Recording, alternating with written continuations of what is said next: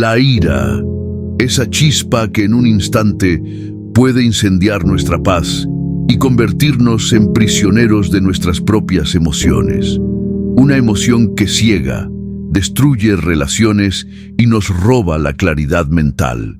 Los sabios de la antigüedad la veían como un enemigo interno, más peligroso que cualquier adversario externo. En este video descubrirás 7 pasos poderosos para dominar la ira antes de que ella te domine a ti. Y te adelanto algo. El paso número 7 no solo transformará la forma en que enfrentas la ira, sino que es el consejo eterno de los grandes filósofos de todos los tiempos, la clave que diferencia a los débiles de los verdaderamente fuertes. Prepárate, porque después de conocer estos pasos, nunca volverás a ver la ira de la misma manera. La ira no es una herramienta que resuelve problemas. Es el combustible que los intensifica. Actúa como gasolina sobre un fuego incipiente, transformando pequeñas chispas de conflicto en infiernos incontrolables. Su naturaleza es impulsiva. Te obliga a reaccionar mucho antes de que hayas tenido la oportunidad de pensar con lucidez. Te empuja a pronunciar palabras antes de haber comprendido verdaderamente la situación. Y te lleva a actuar sin la más mínima consideración por la cadena de consecuencias, a menudo devastadoras, que tus acciones inevitablemente pondrán en marcha. Los estoicos, esos maestros de la observación de la psique humana, no consideraban la ira como una manifestación de fortaleza o poder, todo lo contrario. Para ellos, la ira era la más visible de las debilidades, una profunda flaqueza del carácter que se disfrazaba con una engañosa máscara de fuerza. La ira es, en su esencia, ruido. Un ruido caótico y ensordecedor que bloquea la claridad, que nos impide ver la realidad tal como es, distorsionándola a través de su lente turbia.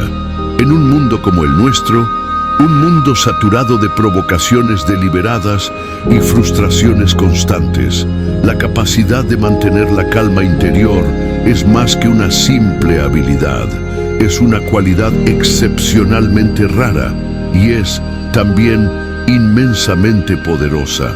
Es un error común pensar que los estoicos eran seres sin emociones, autómatas fríos e indiferentes a los vaivenes de la vida. No eran fríos, eran profundamente disciplinados.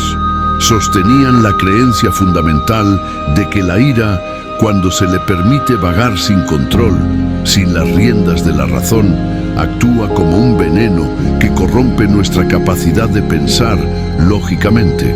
Se apodera del alma, la coloniza por completo hasta que no queda espacio para nada más. En lugar de ser un sirviente, una emoción que nos informa y luego se retira, se convierte en un amo despótico que dicta cada uno de nuestros movimientos. Y la persona que vive bajo el yugo de la ira, que es gobernada por sus caprichos, nunca, bajo ninguna circunstancia, será verdaderamente libre. Este video ha sido concebido como una guía práctica, un manual detallado para ayudarte a identificar esa versión iracunda de ti mismo que todos albergamos. Es una exploración para entender qué la alimenta, de qué se nutre para hacerse más fuerte y, lo más importante, para aprender las estrategias necesarias para reemplazarla por calma, una claridad de pensamiento afilada y una fortaleza interior genuina. Cada uno de los capítulos que siguen examinará un principio estoico específico. Y quiero ser claro, no se trata de ideas abstractas o teorías filosóficas para debatir en un aula. Son herramientas forjadas en el yunque de la experiencia humana, diseñadas para ser aplicadas en el calor abrasador de la vida real. Justo en ese momento crítico en que te insultan, cuando te tratan con una injusticia flagrante, cuando sientes esa presión familiar que sube por tu pecho, cuando tu voz tiembla con el deseo de estallar en un grito y tus puños se cierran por instinto, es precisamente ahí, en esa arena, donde el estoicismo debe vivir y respirar, no en la teoría, sino en la acción. Pero antes de sumergirnos en el primer principio, me gustaría que te tomaras un momento para reflexionar y compartir en los comentarios cuál fue la última situación, por pequeña que fuera, que te hizo sentir que la ira tomaba el control. Ser honestos con nosotros mismos es el primer y más valiente paso. Comencemos. Capítulo 1. Comprende la naturaleza de la ira. La ira, en su origen, siempre comienza como una percepción. No es una fuerza externa que nos invade sin nuestro consentimiento. No es un evento automático contra el que no podemos hacer nada. Es, fundamentalmente, la consecuencia de un juicio que hemos emitido internamente. Los estoicos nos enseñaron una verdad profunda. Las impresiones, imágenes, sonidos, palabras, sensaciones surgen constantemente en nuestra mente. Son el flujo incesante de la experiencia. Pero es el juicio que emitimos sobre estas impresiones, la etiqueta que les ponemos. Esto es bueno, esto es malo, esto es una ofensa, lo que en última instancia determina nuestra respuesta emocional. Por lo tanto, no estás enfadado porque alguien te habló con un tono duro. Estás enfadado porque has juzgado que esas palabras son ofensivas, injustas, o una amenaza directa a tu estatus o a tu ego. La causa no está fuera, sino dentro de ti. Séneca, con su característica elocuencia, escribió que la ira es una forma de locura temporal, una breve demencia, y si observamos con atención, su descripción es asombrosamente precisa, casi clínica.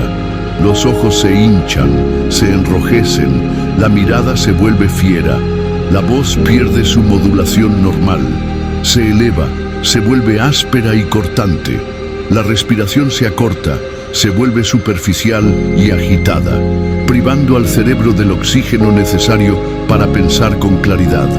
La postura corporal se vuelve rígida, tensa, como un animal preparándose para la lucha o la huida. El ritmo cardíaco se dispara, bombeando adrenalina por todo el sistema. La expresión facial se contorsiona en una mueca que apenas reconocemos como nuestra.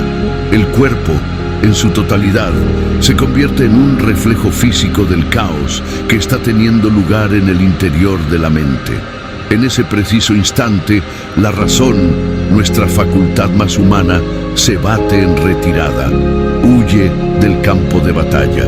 Lo que queda es un estado de profunda disrupción interna, un desorden absoluto. Esto es, literalmente, una quiebra del juicio, un colapso total del orden interior.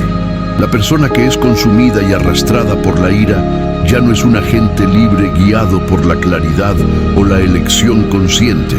Se convierte en un títere de la emoción.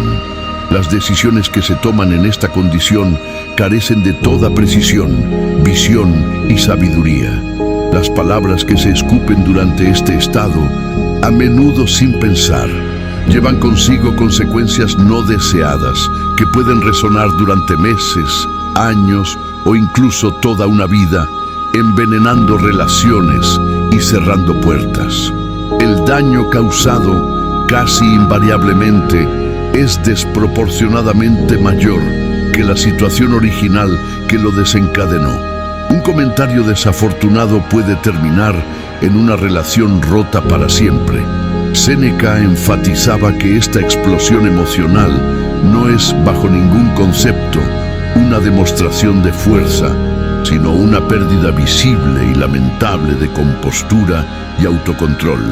Cuando la mente es secuestrada por la rabia, su capacidad para evaluar las consecuencias a medio y largo plazo queda completamente anulada. La razón enmudece, el juicio se distorsiona hasta tal punto que la realidad se deforma para ajustarse a la narrativa de la ira. La mente comienza a operar bajo la tiranía de la reacción, no de la reflexión. Esa capacidad tan humana de hacer una pausa desaparece.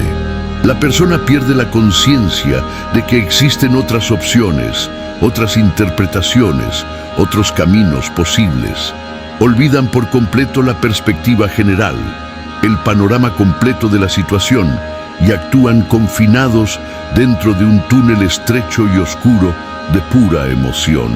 La reflexión se vuelve imposible. Se necesita una distancia crítica del momento para pensar con claridad. Pero la ira elimina esa distancia, nos fusiona con el instante presente de una forma destructiva. En esta condición, la persona ya no sopesa los resultados de sus acciones. Actúa como si la emoción fuera una deidad que debe ser satisfecha a cualquier precio. La necesidad primordial de ser escuchado, de tomar represalias, de dominar la situación, se vuelve infinitamente más importante que el acto paciente de comprender lo que realmente está sucediendo. La ira anhela movimiento, exige ruido, busca desesperadamente descargar su intensa energía. Esta urgencia hace que sea increíblemente difícil escuchar al otro, aprender de la situación o ajustar el propio comportamiento. Conflictos que podrían haberse resuelto con una dosis de paciencia y una comunicación honesta, a menudo escalan hasta convertirse en crisis totales bajo la presión de esta mentalidad. Las amenazas se magnifican. La mente, en este estado, asume por defecto el peor escenario posible y comienzan a actuar desde un miedo profundo que se disfraza hábilmente de fuerza. En este estado, es mucho más fácil insultar, acusar, levantar la voz o cortar lazos con relaciones que, en realidad, necesitaban comprensión y empatía en lugar de agresión. Los estoicos observaron este patrón destructivo y aconsejaron encarecidamente en contra de vivir de esta manera. No veían la ira como una guía útil o necesaria. La veían como una enfermedad del alma, una condición que daña infinitamente más a la persona que la siente que a la persona a la que supuestamente se dirige. Instaban a la disciplina y a la preparación diarias como un antídoto para prevenir esta pérdida de claridad. Enseñaban que no debemos depender de la volatilidad de la emoción para navegar por las dificultades de la vida, sino que debemos entrenar nuestro carácter para permanecer serenos y dueños de nosotros mismos bajo el estrés. Marco Aurelio, el emperador filósofo, practicaba esta disciplina con una constancia admirable. Se recordaba a sí mismo cada mañana como un ritual sagrado que a lo largo del día las personas actuarían de maneras egoístas, irracionales e injustas. No esperaba que el mundo fuera justo, no demandaba cortesía de los demás, no creía que el universo le debiera decencia. Aceptaba como un hecho fundamental de la existencia que se encontraría con personas ingratas, arrogantes, deshonestas y groseras. No lo veía como un fracaso del mundo, sino como una parte ineludible de la condición humana. Su objetivo supremo era mantenerse centrado, anclado en su propio carácter, independientemente del caos que reinara a su alrededor. Entrenó su mente para esperar estas condiciones, y esta preparación mental sistemática redujo drásticamente el poder que éstas tenían para perturbar su paz interior. Esta preparación se convirtió en su armadura. Capítulo 2. Desvincula tu identidad de la emoción. Es de vital importancia que comprendas y asimiles esta verdad fundamental. Tú no eres tu ira. La ira es una condición emocional transitoria, un estado pasajero. Es como una tormenta violenta que oscurece el cielo por un tiempo, pero que no es el cielo en sí. Emerge bajo presiones y detonantes ambientales muy específicos. Es una compleja amalgama de reacciones fisiológicas en tu cuerpo y, de manera crucial, de las interpretaciones mentales que construyes sobre una situación. Puede sentirse inmensamente poderosa en el momento, una fuerza abrumadora que parece definirte por completo, pero no es una parte constitutiva de tu identidad central. No tiene el poder de moldear la totalidad de tu carácter, a menos, y esta es la clave, que tú le otorgues ese poder de forma consciente o inconsciente. Uno de los errores más comunes y limitantes que cometen las personas es confundir sus reacciones emocionales habituales con rasgos de personalidad fijos e inmutables. Se describen a sí mismos con etiquetas definitivas como «soy de sangre caliente», «tengo mal genio», o se resignan diciendo «es que yo soy así». Este tipo de lenguaje no es inofensivo, crea barreras mentales, construye jaulas invisibles, fomenta la creencia de que el cambio no solo es difícil, sino fundamentalmente imposible.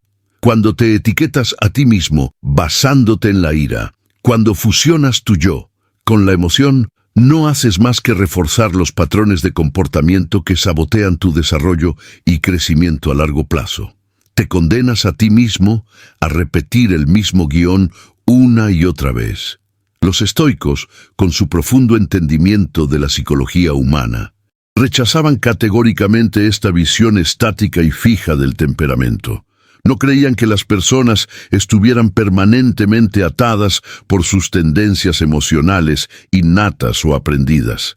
Por el contrario, sostenían la convicción radical de que cualquier persona podía remodelar sus patrones de comportamiento a través del uso disciplinado del pensamiento racional y la autodisciplina continua. La ira, desde su perspectiva, era simplemente una señal emocional, un indicador. Señalaba un juicio que la mente había emitido, la conclusión de que algo injusto, incorrecto o amenazante había ocurrido. Pero este juicio no era una verdad absoluta e irrefutable. Podía y debía ser examinado. Podía ser cuestionado y, a través de la razón, podía ser corregido. Los estoicos creían que con reflexión e intención, incluso los patrones emocionales más arraigados y dañinos podían ser debilitados y finalmente reemplazados por un comportamiento disciplinado y virtuoso. El problema se agrava cuando una persona comienza a identificarse con su ira, a verla como parte de quién es. En ese momento, el instinto es defenderla como defenderían una parte de su propio cuerpo. Comienzan a desarrollar narrativas y justificaciones complejas para explicarla y protegerla. Estas historias suelen sonar como excusas. Es que la gente me saca de mis casillas, es que me provocan constantemente, o si no me impongo, nadie me respetará. Estas explicaciones hacen que la ira parezca no solo aceptable, sino absolutamente necesaria para la supervivencia y el autorrespeto. Crean una estructura mental perversa donde cada arrebato, cada explosión, es validado como una respuesta justa y necesaria. La persona empieza a creer que su ira es un requisito indispensable para mantener su dignidad. Como resultado, la ira se integra en su forma de funcionar en el mundo y dejan de examinarla. En lugar de trabajar en su mundo interior, intentan controlar el mundo exterior y a los demás para no ser provocados, una tarea imposible y agotadora. Esto, inevitablemente, conduce a la formación de hábitos. La persona comienza a reaccionar sin la más mínima reflexión. Estas reacciones se vuelven predecibles, casi mecánicas. Ocurren en los mismos tipos de situaciones, con las mismas personas y con la misma intensidad destructiva. Con el tiempo, la ira se convierte en una parte rutinaria de la vida diaria. Estas rutinas tóxicas afectan la forma en que la persona habla, escucha, discute y responde a la presión. Influyen en cómo tratan a los demás en sus relaciones más cercanas, a menudo erosionando la confianza y el afecto. Estas reacciones afectan su credibilidad profesional, su paz mental y, en última instancia, sus metas a largo plazo. Los estoicos enseñaban que este tipo de identificación con la emoción debilita el carácter de forma fundamental. Si tratas una emoción como si fuera una característica permanente de tu ser, dejas de gestionarla. Las emociones, insistían, deben ser entendidas como señales que nos informan sobre nuestros juicios, no como fuerzas tiránicas que dirigen nuestro comportamiento. La ira es una respuesta que puede surgir bajo tensión o estrés. Su aparición no significa que deba ser seguida ciegamente. Puede ser observada, puede ser interrumpida, puedes sentirla plenamente sin actuar en consecuencia. Epicteto, un esclavo que se convirtió en un gran maestro estoico, utilizaba la poderosa metáfora de una obra de teatro. Enseñaba que cada persona interpreta un papel en la vida, pero no son el papel en sí.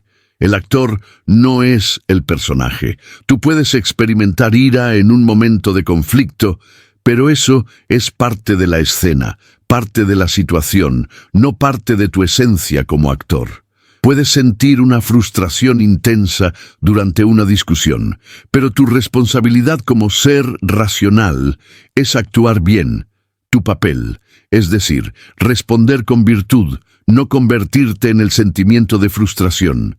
Los sentimientos nos visitan como huéspedes, pasan a través de nosotros, no necesitan ser recibidos y alojados como residentes permanentes.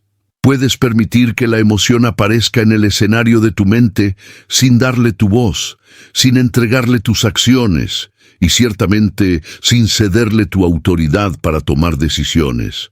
Cuando logras separar tu identidad de tus emociones temporales, ganas un nivel de control que antes parecía inalcanzable. Comienzas a actuar desde tus principios y valores, en lugar de ser arrastrado por el vaivén de tu estado de ánimo. Esa distancia creada por la observación te proporciona una claridad invaluable.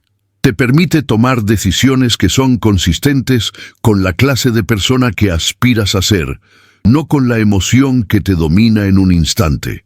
La ira a menudo exige una reacción rápida, insta a la confrontación y a la represalia. La separación te da espacio para desacelerar, y en ese espacio puedes hacerte preguntas serias. ¿Está esta reacción alineada con mis valores más profundos? ¿O esta respuesta refleja una fuerza de carácter o es simplemente un hábito reactivo? Estas preguntas te permiten redirigir tu comportamiento con intención. Este proceso te ayuda a cambiar el enfoque, pasando de justificar tu comportamiento a moldearlo activamente. Cuando explicas y excusas tu ira, la alimentas.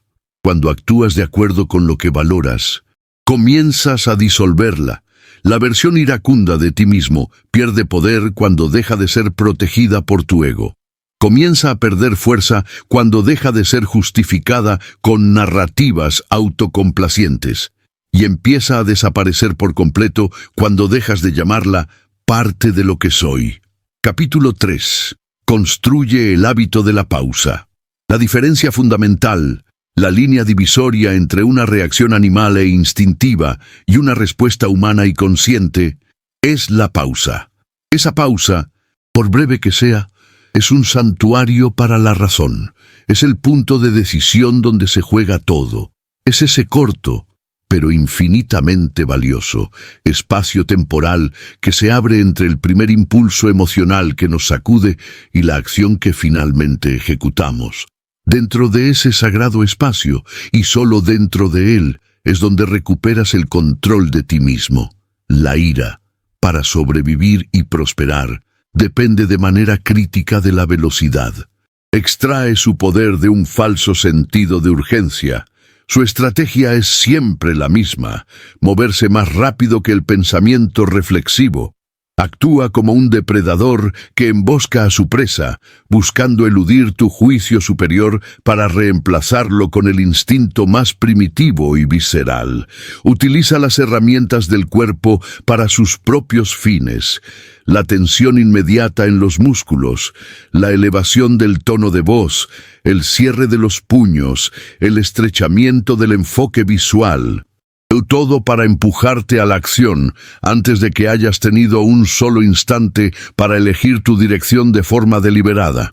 Te convierte en un pasajero de tus propias acciones. La disciplina estoica está diseñada específicamente para interrumpir este patrón automático.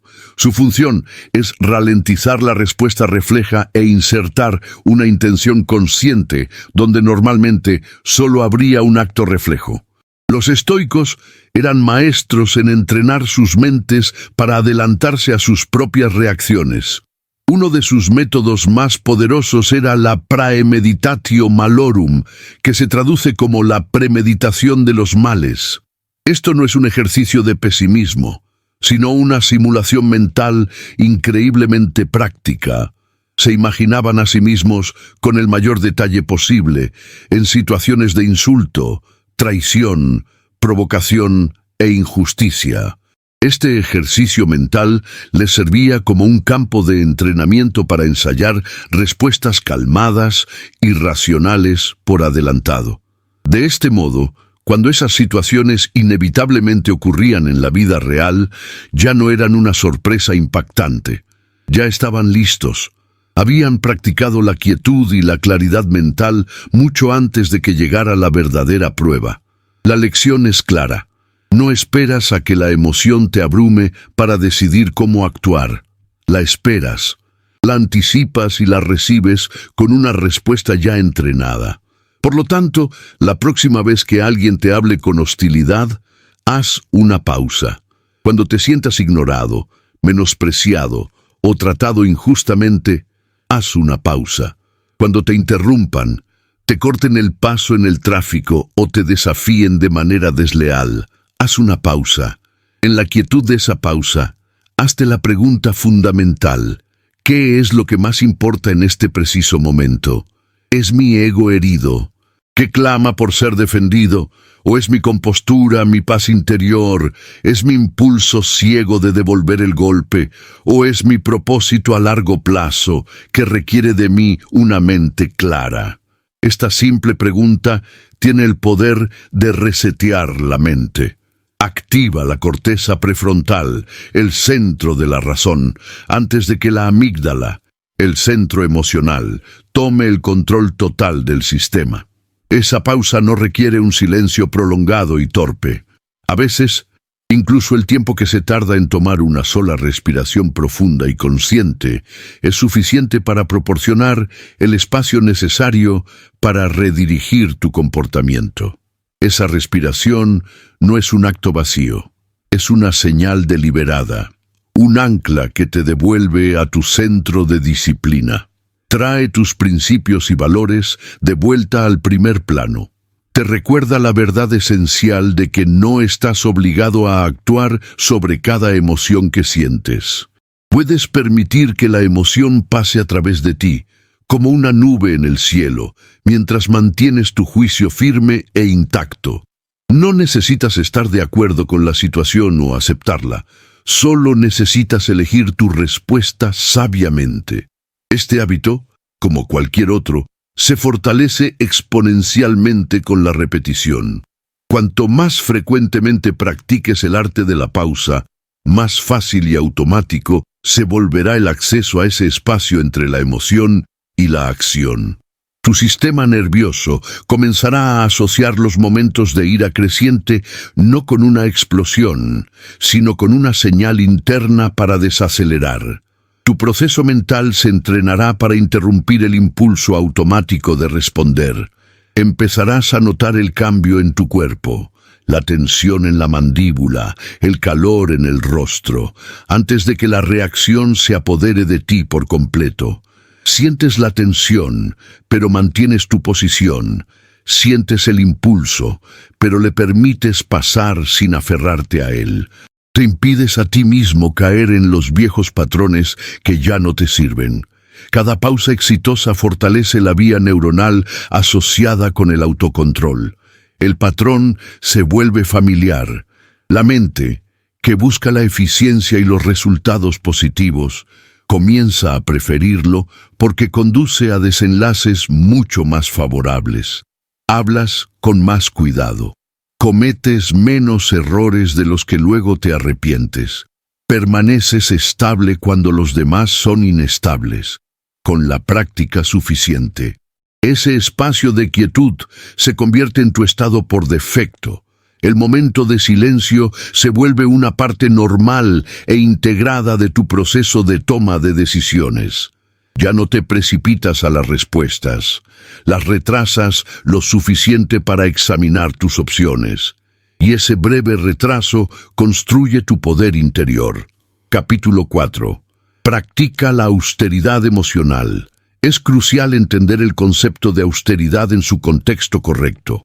Austeridad no es negación ni supresión. La negación es pretender que la emoción no existe. La austeridad, por otro lado, es un filtro disciplinado y consciente de aquello a lo que le permites influir en tus acciones.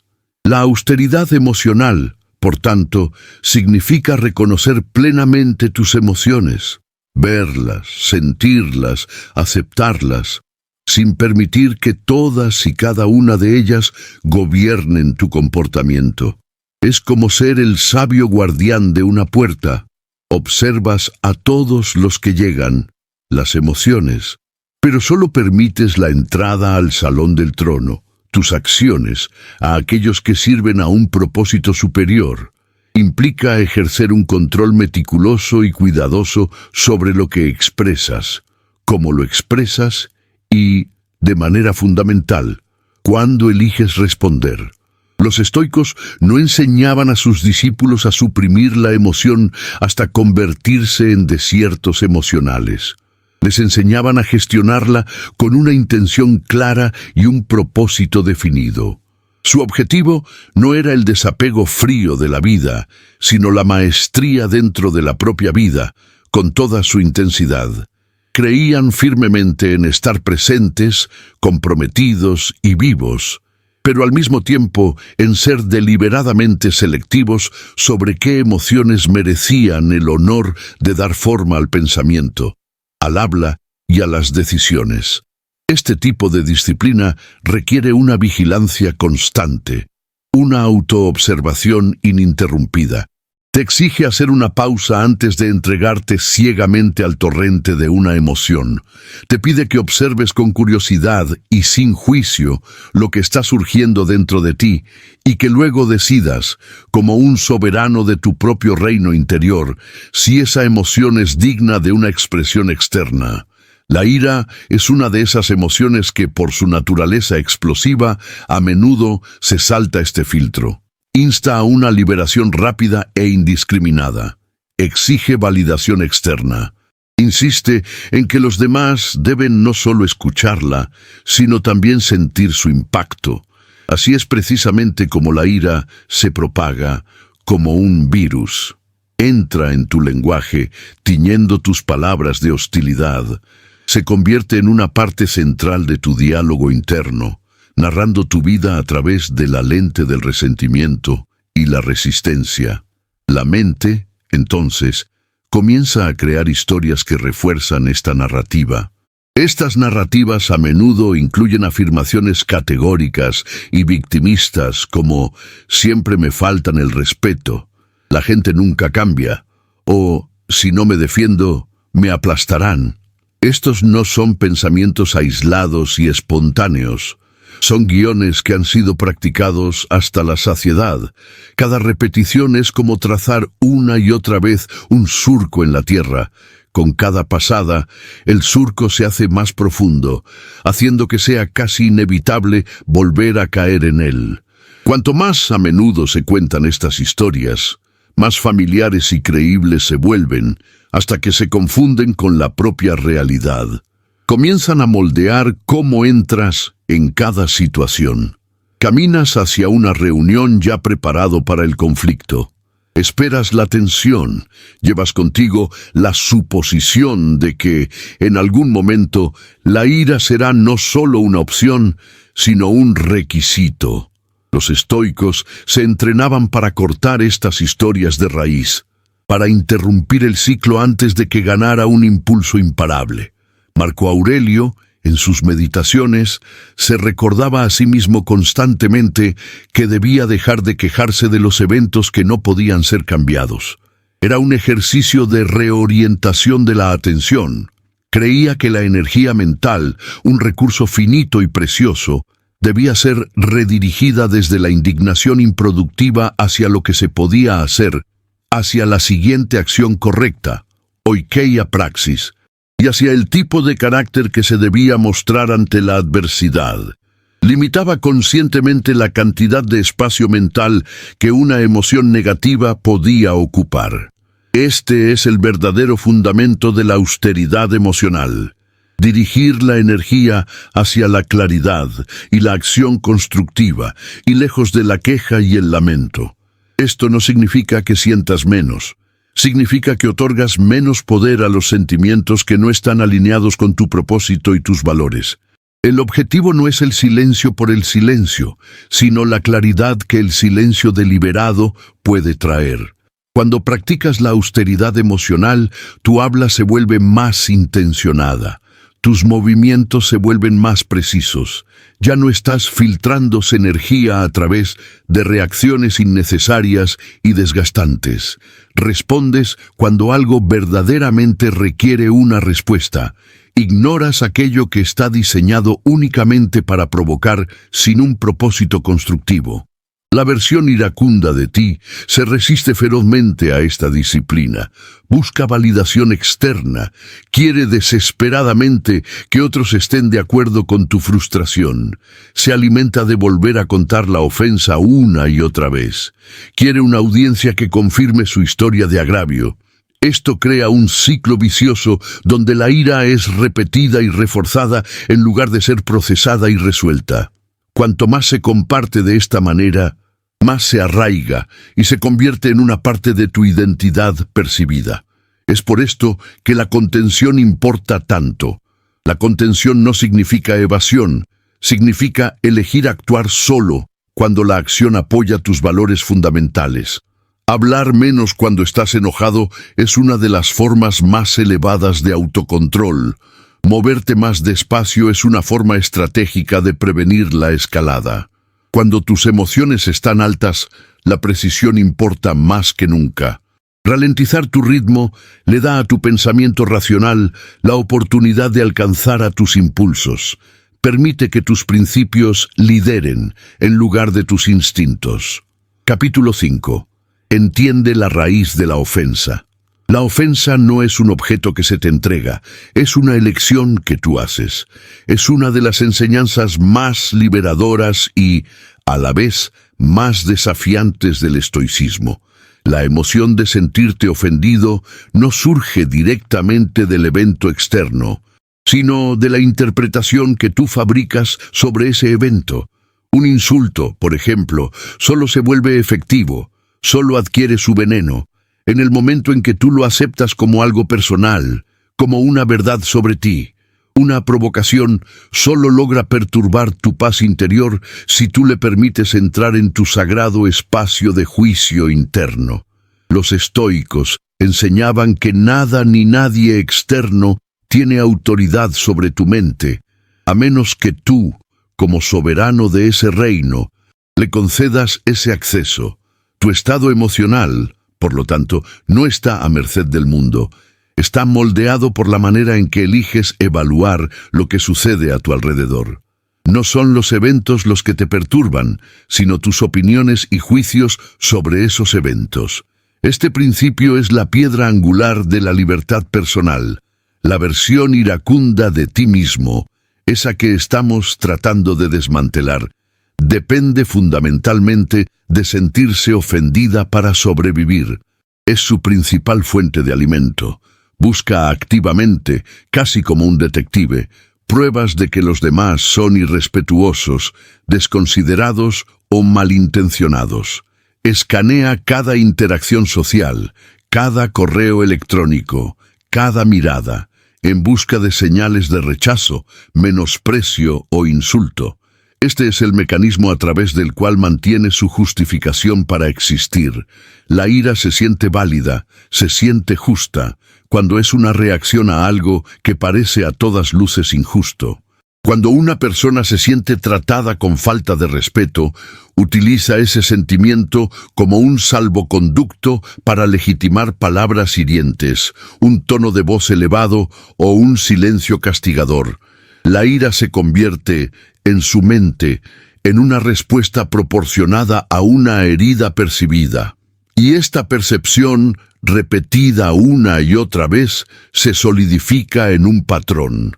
La persona comienza a esperar la ofensa, a anticiparla, y se prepara para defenderse de ella incluso antes de que ocurra, creando una profecía autocumplida. Séneca, con su habitual claridad, explicó que los insultos no poseen un poder inherente. Su impacto depende por completo de la receptividad y la perspectiva de quien los recibe. Si alguien te llama débil, pero tú estás profundamente seguro de tu fortaleza interior y has trabajado en ella, sus palabras no te dañan, rebotan en el escudo de tu autoconocimiento. Si alguien cuestiona tu valía, pero tú estás anclado en un propósito de vida claro y significativo, el insulto pierde toda su fuerza, se convierte en un sonido vacío, en ruido sin sentido. Es solo cuando tu sentido de identidad depende de la frágil aprobación externa que cada insulto se siente como un cuchillo afilado. Cuando tu autoestima está construida sobre los cimientos sólidos de la claridad interior y la virtud, los insultos se vuelven, en su mayoría, irrelevantes. La verdadera raíz de la ofensa, por lo tanto, no está en las palabras del otro, sino en nuestro propio orgullo y en nuestro ego. La persona que se ofende con facilidad y rapidez a menudo está protegiendo una imagen idealizada de sí misma, una expectativa de cómo el mundo debería tratarla. Creen firmemente que el respeto debe serles demostrado en una forma muy específica, y cuando esa forma es violada, por leve que sea la transgresión, se sienten personalmente atacados. Esto da lugar a un sinfín de conflictos innecesarios y crea un ruido emocional constante que agota la energía vital. La persona se queda atrapada en la necesidad perpetua de ser reconocida, elogiada y protegida de cualquier desafío a su frágil ego. Como antídoto a esta condición, los estoicos recomendaban la práctica de la humildad. No una humildad falsa o servil, sino un entendimiento honesto de nuestro lugar en el cosmos. La humildad estoica elimina la necesidad de reconocimiento constante, reduce drásticamente la importancia que le damos a las apariencias y a las opiniones ajenas. Una persona verdaderamente humilde está menos preocupada por cómo los demás hablan de ella y mucho más preocupada por si sus propias acciones están alineadas con sus principios. No necesitan validación externa para mantener la compostura, porque su validación proviene de dentro. Esto los hace increíblemente difíciles de ofender. El desapego es otra herramienta crucial para construir esta fortaleza.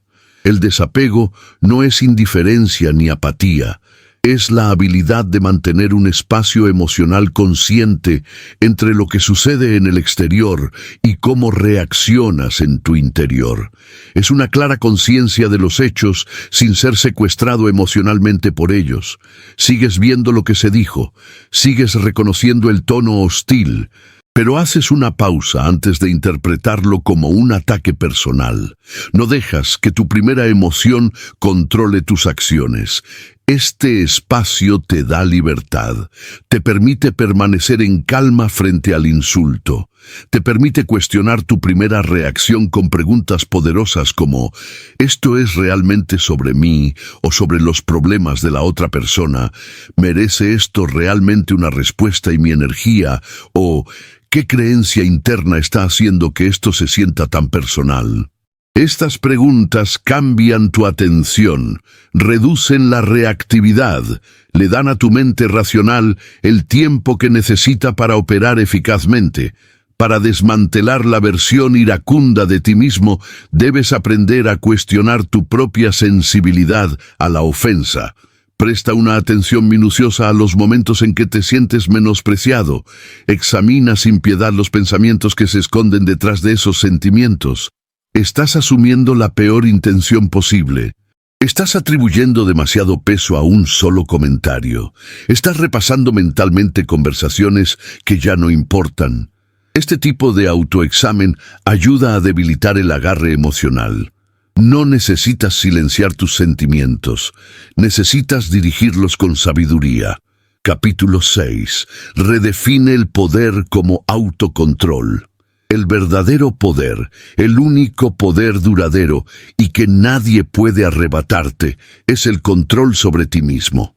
En un mundo obsesionado con el poder externo, dominación sobre los demás, control de recursos, acumulación de estatus, los estoicos definían la fuerza de una manera radicalmente diferente. Para ellos, la fuerza no era la capacidad de someter a otros, sino la maestría sobre las propias emociones, los propios deseos y las propias reacciones. Cuando eres capaz de permanecer en calma mientras otros intentan provocarte, cuando puedes mantener una mente lúcida mientras el caos se arremolina a tu alrededor, es entonces cuando posees una autoridad real y genuina. La ira, por otro lado, es una maestra del engaño. Crea una convincente ilusión de poder. Se siente intensa. Exige la atención de todos en la habitación. Inunda el cuerpo de adrenalina y nos hace sentir momentáneamente fuertes e imponentes. Pero es un poder inestable, como el de un edificio construido sobre cimientos de arena. Inevitablemente conduce a decisiones de las que más tarde te arrepientes. Produce reacciones que dañan y destruyen, en lugar de construir y fortalecer. El verdadero autocontrol, en cambio, es silencioso. No necesita anunciarse a bombo y platillo. No depende de la intimidación, del volumen de la voz o de la agresión. Se demuestra a través de la contención deliberada, a través de una compostura inquebrantable, a través de la consistencia en el carácter. Una persona que permanece tranquila bajo una presión extrema es, a la larga, mucho más respetada y admirada. Esa persona irradia una claridad y una confianza que son magnéticas. Esa es la imagen de la fuerza hacia la que los estoicos se entrenaban incansablemente. Medían el valor de un individuo no por su capacidad para dominar a otros, sino por su capacidad para permanecer imperturbable.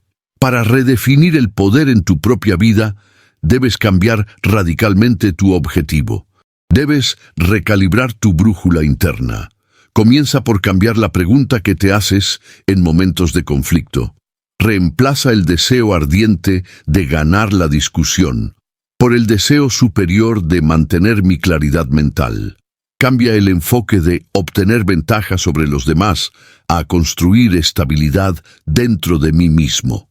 En lugar de reaccionar a los desafíos externos con más fuerza o dominación, aprende el sutil arte de gestionar tu estado interno mientras la tormenta ruge fuera. El poder que emana de la consistencia del carácter es infinitamente más sostenible y real que el poder efímero que proviene de la fuerza bruta. Este cambio de objetivo requiere necesariamente un cambio profundo en tus valores. Si tu autoestima se mide por la comparación constante, la competición incesante o el reconocimiento externo, siempre será frágil. Si tu confianza está determinada por cómo los demás responden ante ti, tu estado de ánimo subirá y bajará constantemente como una hoja a merced del viento. Cuando tu sentido de identidad se basa en la aprobación de los demás, la crítica se convierte en un ataque personal devastador y el éxito se vuelve peligrosamente temporal. Cuanto más dependa tu autoimagen de ser elogiado, temido o respetado por los demás, más fácil será que pequeñas provocaciones se sientan como amenazas existenciales. Esto, en la práctica, significa que dejas el control de tu equilibrio emocional en manos de otros. Te conviertes en una marioneta cuyos hilos pueden ser tirados por cualquiera. El orgullo, como vimos en el capítulo anterior, juega un papel central en esta reactividad. Actúa como un general sobreprotector de tu ego, convenciéndote de que debes responder a cada insulto, corregir cada juicio erróneo sobre ti y demostrar tu superioridad en cada oportunidad. Este apego visceral al orgullo hace que sea increíblemente difícil mantener la compostura. Los estoicos se entrenaban para eliminar el orgullo de la ecuación de sus decisiones. Lo reemplazaban con un compromiso inquebrantable con el principio y la virtud. Cuando tus acciones se basan en principios sólidos, en lugar de en la búsqueda de estatus, ya no necesitas que los demás te validen. Te liberas para actuar en perfecta alineación con lo que sabes que es correcto, independientemente de cómo reaccionen los demás o de lo que opinen. Cuando la ira deja de estar asociada en tu mente con el poder, su atractivo se debilita drásticamente. Ya no se siente como un acto de fuerza, sino que empiezas a verla por lo que realmente es. Una pérdida de estructura interna, un colapso de tu ciudadela interior. Se vuelve dolorosamente claro que la ira perturba el enfoque, daña las relaciones y aumenta la volatilidad emocional. La brillante ilusión de poder que ofrece es reemplazada por el visible daño que deja a su paso. Conduce a palabras mal juzgadas, a conexiones rotas y a una enorme cantidad de tiempo y energía desperdiciados. Una vez que este patrón se vuelve visible para ti, la ira pierde su influencia. Empiezas a valorar la dirección y el propósito por encima de la mera expresión emocional. Ya no necesitas hablar alto para ser escuchado. Dejas de buscar venganza a través de tu tono y tu postura. Ves el altísimo costo del desperdicio emocional y entonces, naturalmente, comienzas a elegir tus palabras con más cuidado. Hemos cruzado el ecuador de este viaje hacia el autodominio y aquí, en este punto, me gustaría hacer una pausa para otra reflexión. Piensa honestamente en la última vez que te sentiste profundamente ofendido. Aplicando lo que acabamos de discutir, puedes ver ahora cómo tu propio orgullo o tus expectativas jugaron un papel crucial en ese dolor. Comparte tu perspectiva en los comentarios si te sientes cómodo. Leer las experiencias de los demás es una herramienta increíblemente poderosa para entender que no estamos solos en esta lucha. Capítulo 7. Fortalece la voz de la razón.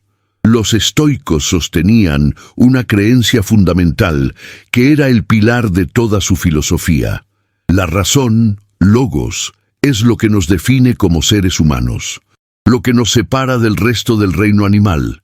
No es simplemente la capacidad de resolver problemas lógicos, es nuestra facultad superior, el hegemonicón o la facultad rectora del alma, que nos permite elegir, reflexionar, juzgar moralmente y ajustar nuestro comportamiento de acuerdo con la virtud. Es, en esencia, la chispa de lo divino dentro de nosotros. Cuando la ira irrumpe en el escenario de nuestra mente, la razón es la primera víctima. La voz de la razón no solo se vuelve más silenciosa, es activamente suprimida, ahogada por el tumulto de la emoción. Es reemplazada por el gobierno tiránico del impulso y la reacción ciega. Por lo tanto, si tu objetivo es reducir la influencia de la ira en tu vida, tu tarea principal debe ser fortalecer la presencia y la autoridad de la razón. Este fortalecimiento no es un acto pasivo. Se logra a través de un entrenamiento diario, deliberado y constante. La práctica estoica está llena de ejercicios diseñados precisamente para este fin. Disciplinas como llevar un diario filosófico, la meditación sobre los propios pensamientos y la preparación matutina son componentes esenciales de este entrenamiento.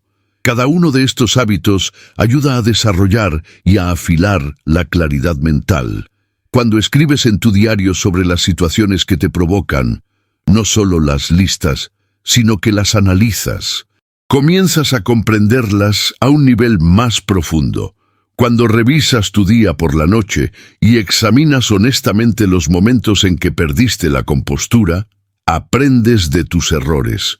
Cuando te preparas mentalmente por la mañana para las dificultades que puedas encontrar, las enfrentas con una entereza y una calma que de otro modo serían imposibles. Estos no son rituales abstractos, son ejercicios prácticos y concretos que agudizan y fortalecen la parte racional de tu mente.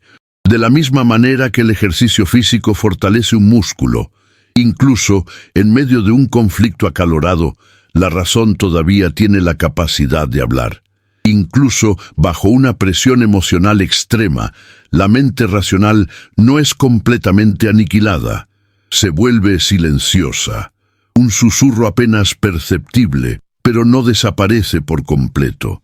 Es esa voz interior que, en medio del caos, plantea preguntas tranquilas como: ¿es esta reacción realmente útil para lograr mi objetivo? Si este mensaje ha encendido algo en tu interior, da el siguiente paso: suscríbete y activa la campana de notificaciones. Así estarás siempre preparado para recibir nuevas enseñanzas que fortalecen el alma y la mente. En Morla Estoico, creemos que el verdadero poder nace de la disciplina, la claridad y la virtud. Únete a nosotros y juntos caminaremos hacia la excelencia, con la serenidad de quien sabe que la sabiduría es la mayor de las riquezas.